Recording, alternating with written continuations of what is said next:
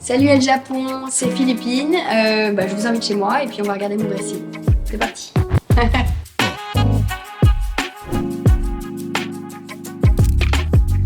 Je m'appelle Philippine Darblay, je suis journaliste. Je parle beaucoup de gastronomie mais aussi d'art de vivre et donc je bosse pour différents médias.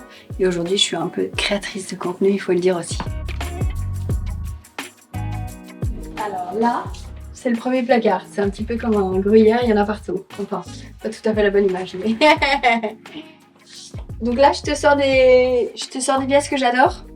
Là, il y a 7 vestes que j'aime beaucoup. Ça irait bien d'ailleurs aujourd'hui, ce serait pas mal. Qui est une veste suprême avec plein de trucs absurdes.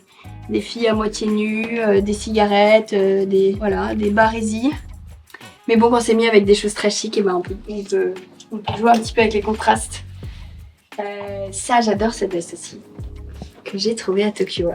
Regarde, tu peux faire tout ce que tu veux avec. Je pense que c'est le côté un peu années 2000 aussi qui me fait kiffer. Elle est marrante, hein. C'est validé. Regarde, t'as la version toute serrée, ok, avec la comme ça. Puis après, tu peux descendre comme ça. Hop. Donc tu peux ouvrir, tu peux même remonter, faire un truc un peu chelou comme ça. Voilà, et donc en fait avec une veste, tu peux avoir plein de styles différents. Et ça, je trouve que c'est vraiment la plus grande force d'un vêtement, c'est quand tu peux l'adapter en fait. Donc ça pour moi, c'est la tenue la plus idéale qui soit, parce que c'est très élégant, c'est des belles matières, c'est une marque suédoise. C'est House of Dagmar, avec ce jeu de transparence, hein, qui va aussi bien avec des ballerines que des talons, si on a envie d'être chic. Et à nouveau, c'est un truc que j'aime vraiment. Mais du coup, voilà, moi qui aime pas trop mes jambes, c'est un moyen de planquer les jambes tout en les montrant. Ouais, c'est vrai. Ça, pareil, dans les tenues chic facilement, c'est un pantalon marque japonaise, Watanabe. Ça, c'est un truc un peu, je sais pas, un peu éventail, quoi. On flotte d'un côté et très sérieux de l'autre. J'adore celui-là. Je le trouve vraiment très élégant, très bien coupé.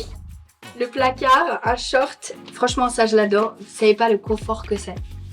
Donc ça, avec un t-shirt très simple, des grosses boots, je trouve que ça... Il y a des poches immenses, plus besoin de sac. Ça aussi je porte très peu de sacs, j'ai besoin d'avoir tout in the pocket. Ah, et là il y a les tenues marrantes de ma tante, vous êtes prêts ou pas? Il y a la jupe, le haut, et attention c'est pas fini. Si vous en avez pas assez, il y a aussi la chemise. C'est fantastique, non? Donc voilà, je sais que c'est pas trop la mode en ce moment des années 80 un peu flashy. En tout cas, peut-être ça peut le faire. Et voilà, c'est très bien coupé. Bon, c'est très serré aussi. C'est pas du tout des périodes où les matières sont stretch. Je suis un peu squeezée, mais ça, je le trouve trop marrant. Et ça, du coup, c'est des vieux Kenzo. Déjà, d'un point de vue un peu pièce exceptionnelle, j'ai la chance d'avoir une famille avec des tantes qui s'habillaient très bien, mais vraiment de partout. Donc j'ai récupéré plein de belles pièces de ma mère, de mes tantes, de mes grands-mères même, donc des trucs qui datent... Donc pour les pièces un peu atypiques qui ont une âme, ça me vient plutôt en fait, directement de ma famille. Mais c'est aussi un outil, et ça on n'arrête pas de le répéter, mais c'est quand même la base de la mode, c'est un outil de confiance malgré tout. Donc forcément, c'est un drôle de truc quand même de se mettre face caméra tous les jours. Il y a des jours où on n'a pas le moral, il y a des jours où on se sent moins à l'aise et en fait souvent ça peut être aussi un biais, ça peut être aussi un moyen de dépasser un petit peu ça et de trouver une autre forme d'énergie. Et après j'ai des styles un peu différents, des styles un peu plus rock, noir, brut, du cuir, voilà, des choses assez foncées on va dire. Et parfois j'aime bien avoir des touches de couleurs très féminines. Je pense que quand j'étais petite, j'ai pas eu le droit d'avoir de paillettes, de trucs de petite fille, j'avais les cheveux très courts, j'étais habillée comme un garçon et donc je pense que je rattrape aussi ce truc là aujourd'hui. Donc j'ai un peu ces deux côtés quoi, un truc et des choses un peu plus structurées, bon comme beaucoup de gens on aime le Japon donc je pense que le mieux, la manière la plus simple de donner une autre référence c'est le style japonais un peu structuré, je pense que comme ce pantalon par exemple, ça c'est un peu les 3 univers, voilà. Et bien alors là c'est la deuxième partie. Bon ça j'adore cette chemise, c'est un peu l'ultime chic pour bosser. Comme ça il y a le côté crop, un peu effet tennis là, un peu sporty. J'adore cette chemise, si ça vous dit je vous la mets après. Ça c'est quelque chose que je remets assez souvent. Quand je me suis mariée, je me suis fait la promesse de pouvoir remettre tout ce que j'ai acheté au maximum. Donc voilà, en fait, dès qu'il y a un petit cocktail, un truc, même sur un jean, en fait, ça marche assez bien. Je vous avoue que c'est très tight. Donc voilà, c'est dans les moments où je suis très en forme, physiquement. Ça, c'est vraiment une de mes pièces préférées. C'est courage et dans le dos, on dirait que en fait, ça fait un effet très dénudé. Donc à chaque fois, ça choque les gens, c'est trop drôle. Ils sont, et non, je ne suis pas nue. Voilà. Non, mais au-delà de ça, ça donne un côté très structuré, c'est assez beau. On dirait presque je sais pas, on dirait qu'on a dessiné comme ça. Ça, j'aime bien le porter, bah ça dépend. Je l'ai mis avec un jean taille basse très large pour casser un peu ce truc-là chic. Et puis sinon, si je veux vraiment upgrader un petit peu le game, j'ai juste un très beau pantalon noir fuseau, je trouve que c'est très beau. Beaucoup plus classique. Mais en vrai, c'est hyper adaptable, beaucoup plus que ce qu'on pense, ce truc-là. Bon, ça, c'est vraiment la robe très simple, mais extrêmement pratique pour tout l'été. Je peux pas vous dire, elle a la bonne largeur, évidemment le beau tombé, tout est bien foutu dans ce qu'elle fait. C'est simple, mais c'est très efficace comme vêtement. Hop. Ça, c'est une marque que j'ai connue il y a peu de temps, qui s'appelle Mi, c'est très mignon, qui réalise beaucoup de choses de manière artisanale. Là, par exemple, il y a ce travail que je trouve très beau. Voilà, ils mettent vraiment en avant des fabrications un peu à l'ancienne, entre guillemets. Je pense que certaines choses sont faites à la main, pas tout. Voilà, et puis c'est très beau parce que c'est transparent. Du coup, bah, vous pouvez mettre un joli soutien-gorge ou carrément en haut si vous n'êtes pas à l'aise avec le côté dénudé. Et ça fait beaucoup d'effets. Même ouvert, c'est beau parce qu'on comprend pas trop ce que c'est. Voilà, très poétique cette chemise. J'ai encore un truc de mariage là, c'est mon bustier. J'avais été voir une corsetière à Paris, comme dans un film. J'ai cru que j'atterrissais dans un film. C'était dans le 10e, je poussais une porte et il y avait 20 nanas en train de faire des corsets pour des tutus type de l'opéra. Parce qu'elles bossaient sur une série entre l'opéra de New York et de Paris. Et donc il y avait des tutus partout. Je me suis dit, c'est fou quand même. Enfin, j'en ai limite eu franchement les larmes aux yeux. Hein. Donc voilà mon petit corset, non, sans le tutu. Mais pareil, je pense qu'on peut le remettre ça. Si on prend l'exemple de ce mariage justement, moi ça me tenait à cœur de travailler avec des artisans français parce que déjà ils sont là. Enfin, je veux dire, et j'adore, bon c'est tellement bateau cette phrase, j'adore l'artisanat français, mais en tout cas je suis très fière de notre patrimoine.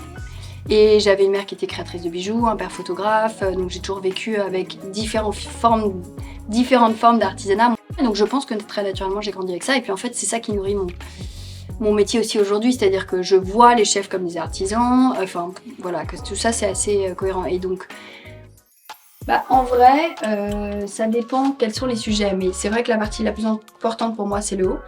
Et je trouve quand même que les couleurs claires amènent de la luminosité. Et puis après, je pense à l'endroit où je vais tourner. Typiquement, il y a quelques jours, j'étais dans un vieux bistrot trop joli d'ailleurs que je vous conseille, chez Nénès, qui était bleu avec beaucoup de lumière. Là, je sais que je peux mettre un truc un peu plus noir, mais quand même, il y a plein d'endroits qui sont assez sombres. Et donc, voilà, je fonctionne de manière très basique.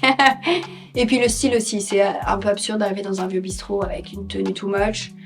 Voilà, puis il y a des jours où je mets juste les pièces qui vont parce que j'ai pas le temps et parce que c'est la réalité de nos vies, quoi. Là, dans les petites trouvailles, on parlait de Simone Rocha. Ça, c'est pour être hyper discret dans la vie. Voilà, je mets ça pour aller au supermarché. Non, mais je les adore. Mais ça pourrait aller avec un pantalon comme ça, quoi. Il faut contraster. Celle-ci, c'est un peu mes pompes préférées de l'été. J'en ai marre de devoir choisir entre mettre des baskets et mettre des ballerines. Et j'ai trouvé des ballerines baskets. On est bien là. Ça, c'est beau en plus. C'est joli à la jambe. Dans le genre chaussures confortables, ça doit faire 5 ans que je les ai, celles-ci. Elles paraissent grosses, mais pareil, c'est un truc qui habille assez facilement une tenue. Et elles sont extrêmement confortables. Bon, ça c'est la folie du siècle que j'ai mis peut-être 3 fois dans ma vie. C'est un modèle qui a été peint à la main, débroché. Donc en fait, avec le temps, ça se patine, ça bouge. Et en fait, pareil, chez eux, j'ai appris que les versions dures comme ça étaient de bien meilleure qualité que les très molles qui sont très jolies, très confort, mais en fait il faut toujours doubler la semelle et un peu chiant. En fait ça c'est un peu plus pensé pour le temps. Ces bottes, ça c'est loulou de saison aussi qui sont hyper chic, qui font une très jolie jambe même quand on n'a pas de très jolies chevilles. Voilà, je pense que je t'ai fait un tour. Celles-ci elles font une très belle jambe aussi. Bon, Carrel c'est quand même Là, c'est comme une chaussette, quoi. C'est très beau. Et ben voilà. En fait, là, officiellement, c'est la tenue. C'est la suite de ma tenue. Si vous voulez, je vous les mets pour le tournage. Bon, là, c'est les pulls. Des petits foulards. Des petits hauts. J'aime bien le cachemire, ouais, non. Et franchement, dit comme ça. Mais c'est-à-dire, le problème, c'est que quand on s'habitue, on a envie de mettre que ça. Et en plus, je sais qu'il y a... Enfin bon, je sais pas, je pense que c'est bien pour la peau au-delà du côté agréable, quoi. Je trouve ça très agréable d'avoir des belles matières parce qu'on passe quand même plusieurs heures dans des conditions qui sont pas toujours idéales. On dort un peu à moitié, un petit somnifère pour certains. Voilà, donc je trouve que le cachemire et les matières naturelles sont très agréables à porter quand on voyage. Et je te montre juste les bijoux. Tadam! Parce que j'écoute aussi pas mal de techno, alors là tu vois c'est mi-techno, mi-girl. Non, ça fait... Je sais plus de qui ça vient ça. Bah c'est encore Simone Rocha. Donc ça vient d'une créatrice qui s'appelle Chloé Pariarbo, qui fait tout comme ça avec des espèces de... Enfin, elle joue beaucoup avec la lumière, un côté très... très juicy, je trouve, c'est vrai. Voilà, des petits fruits, je crois qu'elle a appelé ça le colis groseille. Et elle joue beaucoup avec le mouvement, par exemple, il y a ces petites bagues qui bougent en fait au doigt. Ça, je trouve ça pas mal. Vous êtes en train de faire quelque chose, ça bouge. Ça, c'est un peu plus, voilà, ça c'est l'autre côté. Hop, ça y est, on repasse de l'autre côté. J'adore. Un peu démon, celle-ci, non? Trop bas. Ça, c'est top, ça, je pense que j'adore ce créateur. C'est Quentin Pontonnier. Ça s'appelle Temps d'avenir et en fait là c'est une de ses premières collections inspirée des colonnes grecques et mais voilà en les cassant. Mais il a plein d'idées ce mec, il est génial. Et celle-ci, parce que j'aime bien mélanger les couleurs, ça c'est Okan Studio, c'est une fille super aussi. Ah, une marque que j'aime depuis très longtemps c'est All Blues aussi, bon, très simple mais je trouve que tout ce qu'ils font est magnifique, c'est une marque suédoise. Et c'est très simple mais je trouve que ça apporte beaucoup de chiens et de tenue et après il y a... Quand j'ai la flemme de me coiffer, je mets des serre-têtes. Ça, c'est l'ultime. Non, mais franchement, il faut réfléchir. Voilà. Quand même mieux avec les cheveux attachés, mais bon, ça, tu vois, ça fait très vite classique. Mais avec une tenue un peu rock, ça va. Mais là, c'était pas le meilleur exemple.